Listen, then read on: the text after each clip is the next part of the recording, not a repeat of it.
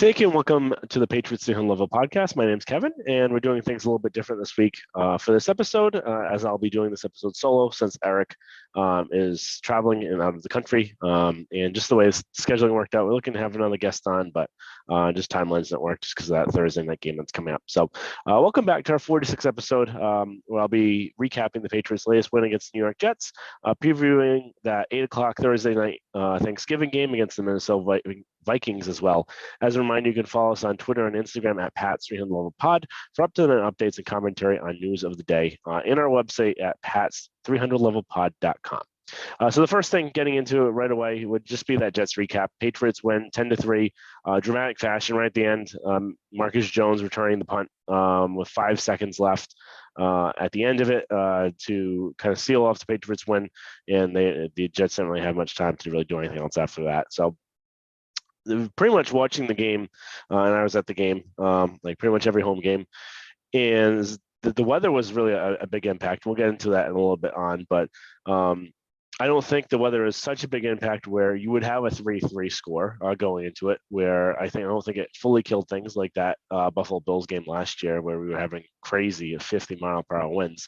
But it was still played a significant factor. But especially the first quarter, it was really tough to watch this game. Just really no fluidity at all, where the Jets would kept going 3 out, which is great.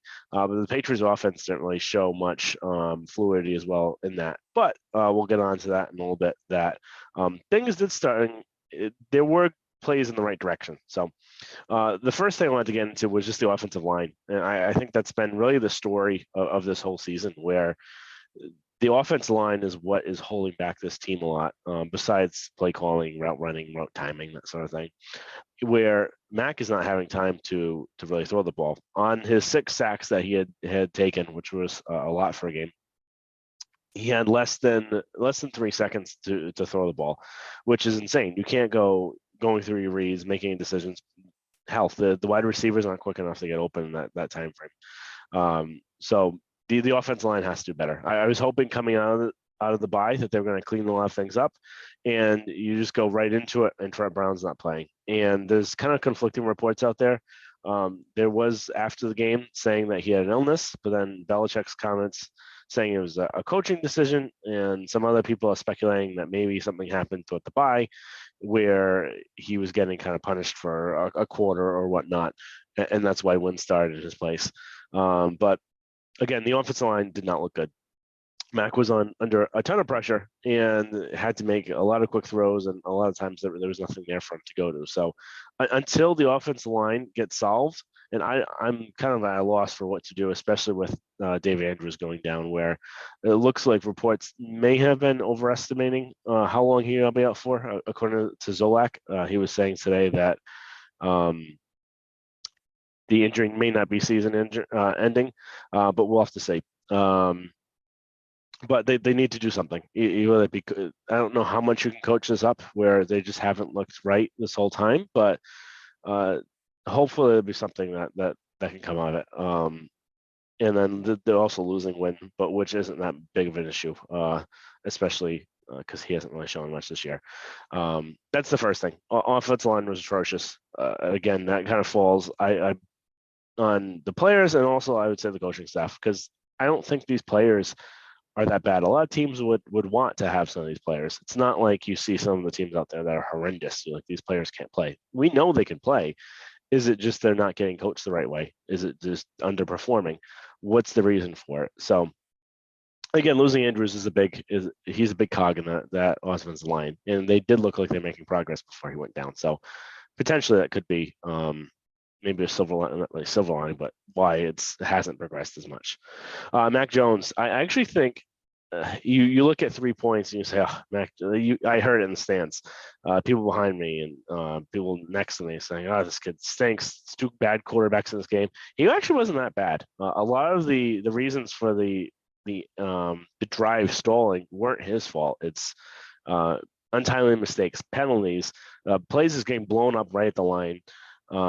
Sacks where he didn't have enough time to throw. I would say maybe there's 1 or 2 sacks where it's his fault, but you have that pretty much every game with really any quarterback. But the offensive line was, I think, the biggest part of that. So I think actually Mac looked really good. He was really efficient. He was, I think, 23 of 27, over 200 yards. Actually, no. Yeah, I think over 200 yards passing. Um, and I think he actually looked pretty efficient in this. And you actually look at the Jets defense, and this is the second most passing yards allowed this season by the Jets defense. So that just really shows you how good that defense is. Um, and we had mentioned before, the Jets defense is really good. So if the offense didn't put up 25, 30 points, it wasn't that much of a concern because we knew going in this is a top 10 defense. They're pretty good. So going into the next thing, the play calling, I think this is what really hindered them. Besides the offensive line, I think the offensive line is the top priority, but play calling as well, where you would see them get into, after I'd say the first quarter, into pretty good rhythms where they'd be under center, they'd be in play action, they run the ball, and they would have a really good tempo with it.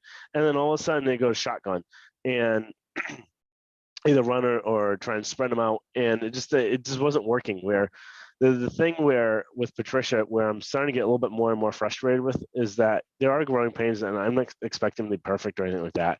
It doesn't seem like the flow he is grasping yet on play calling.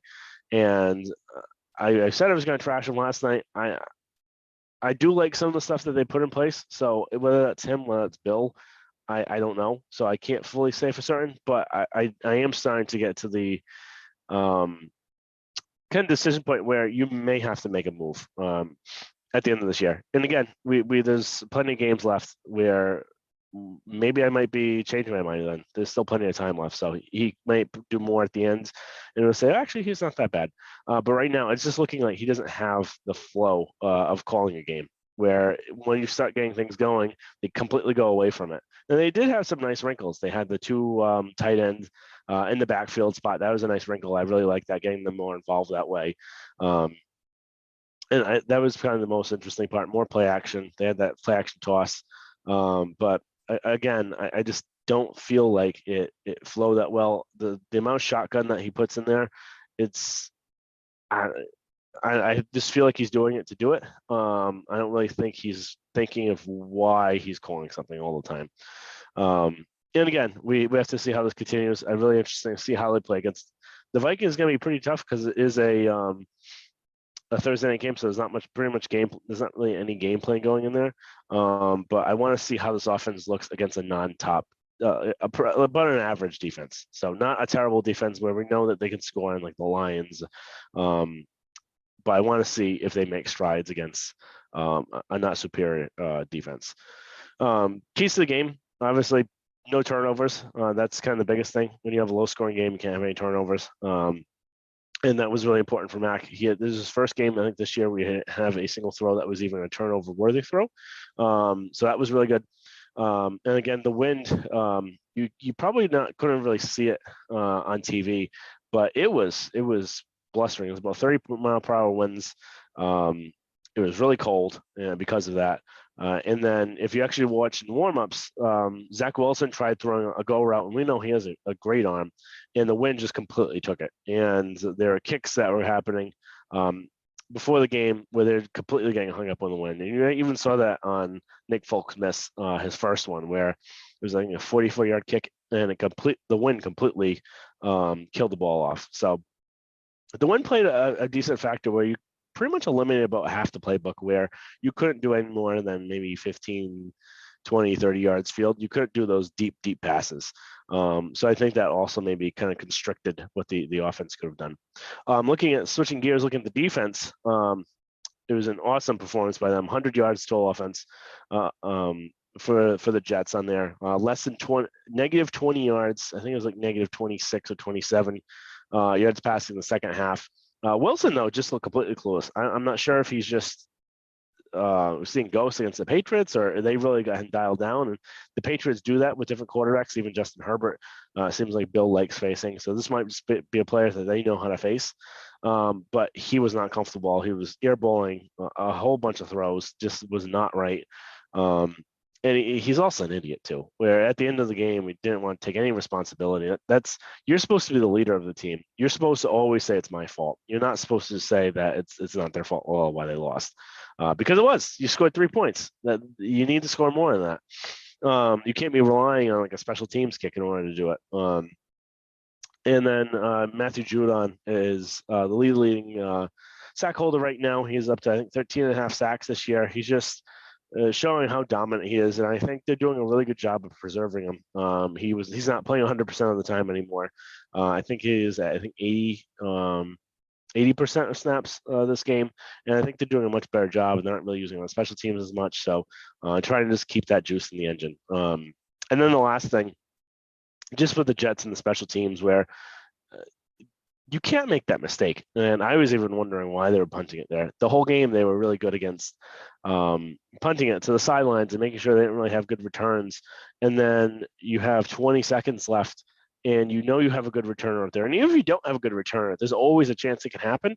So why don't you just kick the ball, put it out of bounds? Likely the Patriots are going to need the ball. They got one timeout, but they haven't done anything on offense. And what would you think that you've stopped them the whole day? Why wouldn't you believe in your defense at that point? So I would have just kicked the ball near the on the sidelines, have it go out, and then see what they do. They'd probably just need or have one run, see what happens. But complete debacle by them. Great return by Marcus Jones is really what they drafted him for, and then they'll be excited just to see how he plays in the cornerback position to come.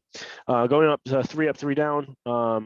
This will be pretty easy. 3 up, Marcus Jones again. Insane ending to the game. Great punt return. He's quick. He's explosive. Really good for him for that game, that part. Matthew Judon, I think he had 3 sacks in the game. He's just a dominating force, and he is the defense. The amount of pressure they're able to get between him and Wise and the stunts and twists that they're running, that's what's making this defense really good. And I think right now DVOA has the Patriots at number 1. And then the last, Ramondre Stevenson, he's just showing more and more about how much of a lead back he is for you, not just in the running game, but the running game he actually was kind of held up a little bit. Harris actually did better in the running game, but in the passing game, he's just so kind of shifty, and it doesn't matter if one person tries to touch him, he can break a bunch of tackles.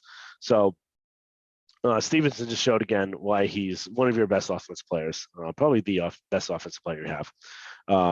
And then 3 down, Cole Strange. He just got manhandled again, the second time against the Jets. I'm not going to rip him too much just for this because that's a really hard matchup he was going against, and he is a rookie. He just needs to get some more size on him. It's going to take some time. So even though it was down, he's been playing pretty bad. He's been going up against really good people. So I'll be interested to see how he goes against a normal kind of defensive tackle or edge guy, that sort of thing.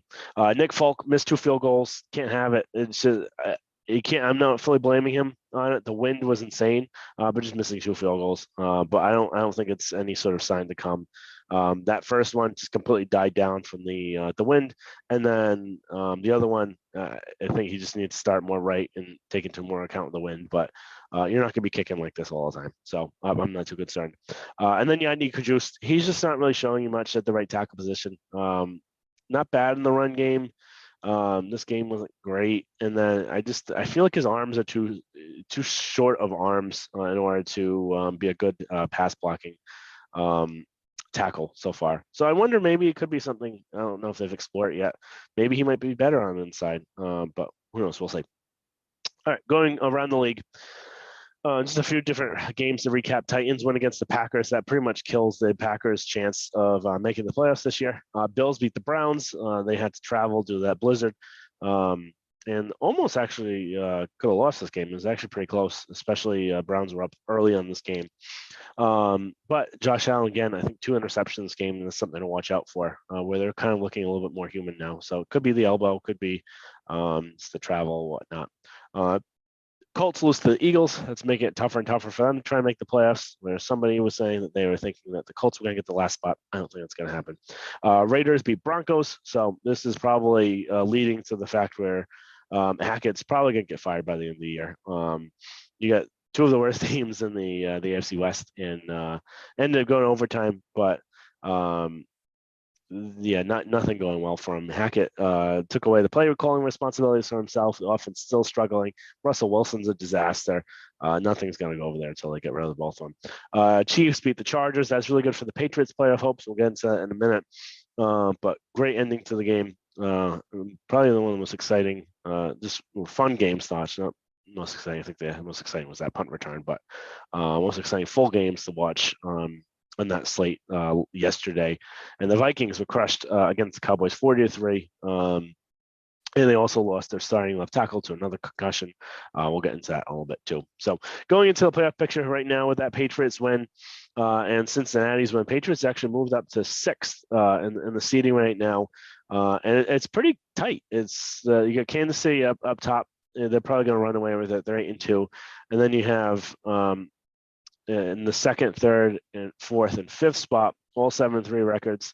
Miami, Tennessee, Baltimore, Buffalo, and then for 6 and 7 is New England and Cincinnati at 6 and 4. With Cincinnati have the tiebreaker over the Jets, with the Patriots also having the tiebreaker over them. So pretty tight right now, but it's kind of where we thought they were going to be about. But again, like we had mentioned last episode, they are going to have to rattle off. Right now, they played 10 games. They've got 7 remaining.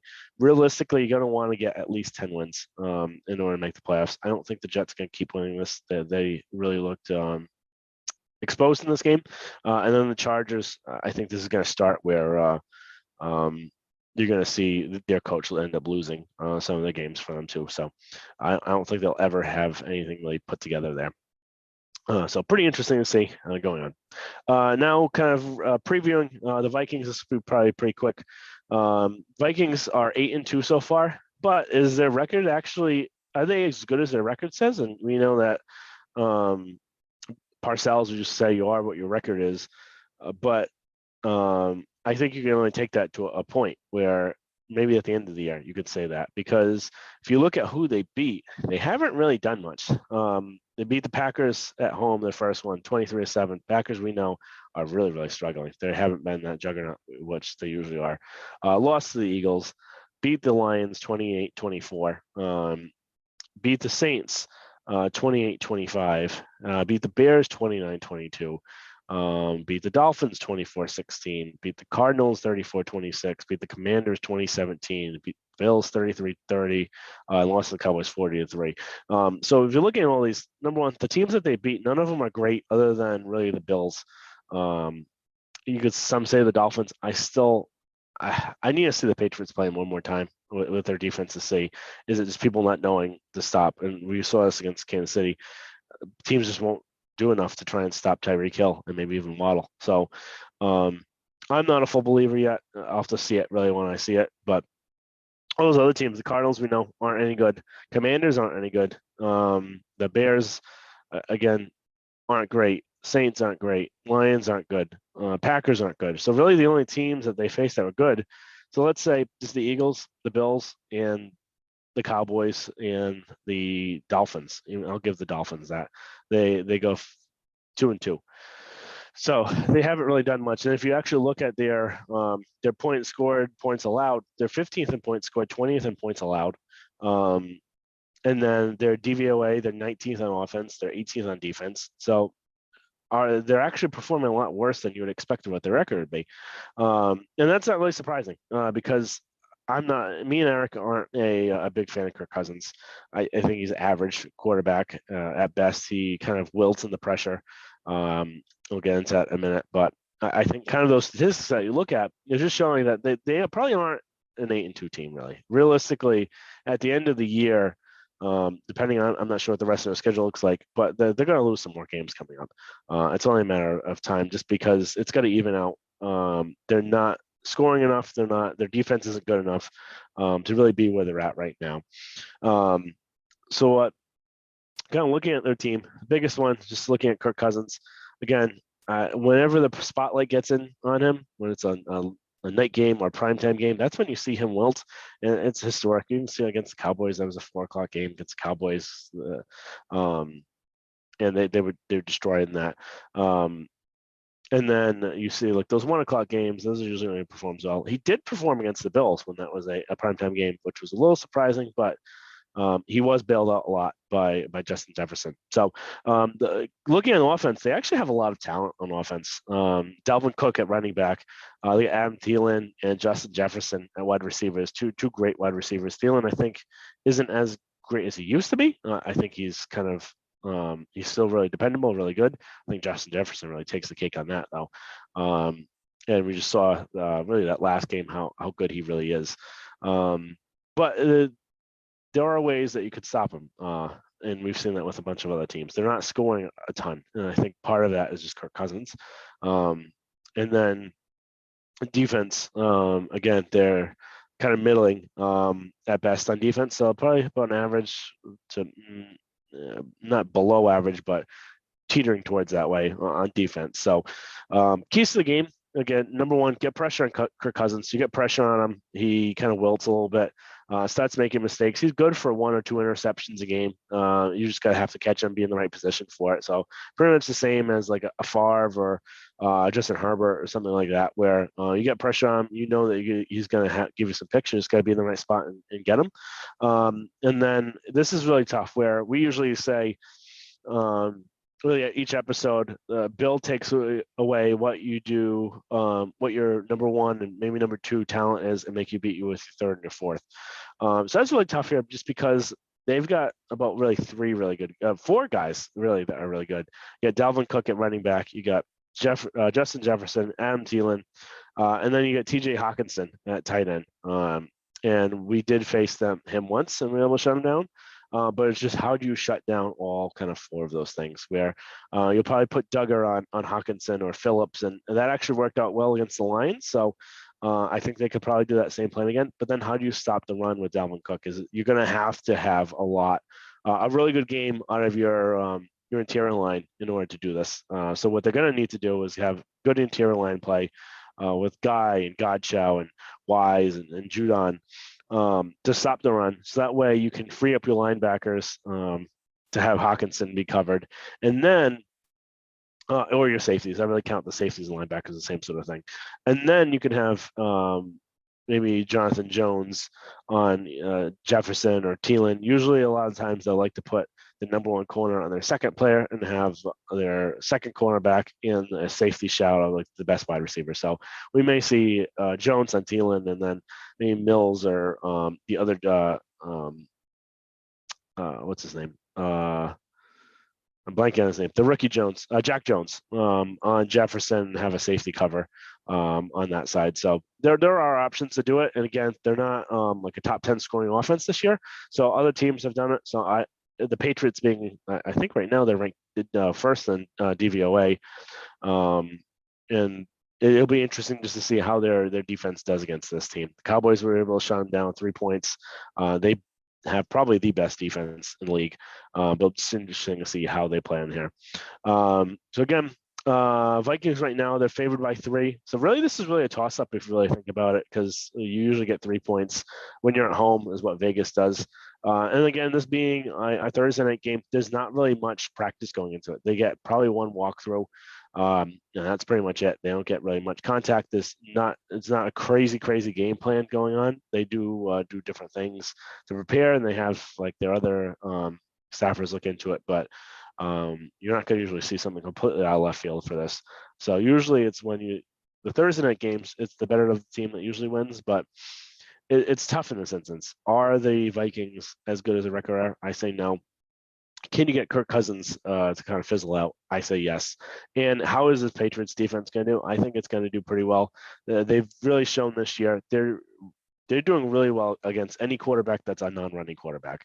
So that's what's giving them trouble a lot. So can they stop a pocket passing quarterback? I think they can. I think they can dial up some pressure. I think they can have their coverages in the right way. So I think that it'd be a victory for him. So again, the Vikings were favored -3. Over under was 42.5 at Barstool Sportsbook. Eric, I don't know his prediction for his score. I know he's predicting they're going to win. I just forgot to get a score before going on with this. I'm predicting a 20-13 win by the Patriots. I still think that with just this time off, and then with Andrews probably missing this game, it's going to have a little bit of trouble with the offensive line. And they're going to score more than this last week, but I think it's going to be a work in progress. The average points allowed they've given up is probably, just doing a quick math, probably around 20, 24. So I think you're going to probably see the average amount given up just because the Patriots offense is really much more than average right now. So 2013, and that may be generous with what they give up, but we'll have to say. I still think that they have a lot of weapons that they have. So can you shut down all of them all the time? I'm not sure. So, but 2013, I think the Patriots win this one, and it'll be interesting to watch. And so I hope you guys enjoy your Thanksgiving. Have a lot of turkey, and we'll look forward to talking to you next time. Eric will be back to do our recap with this, and along with previewing the Bills game. So again, follow us on Instagram and Twitter at Pat's 300 Level Pod for up-to-date updates. Subscribe, rate, and review on all of your platforms, your podcast platforms, iTunes, Spotify, Twitter, all those sorts of things. Google.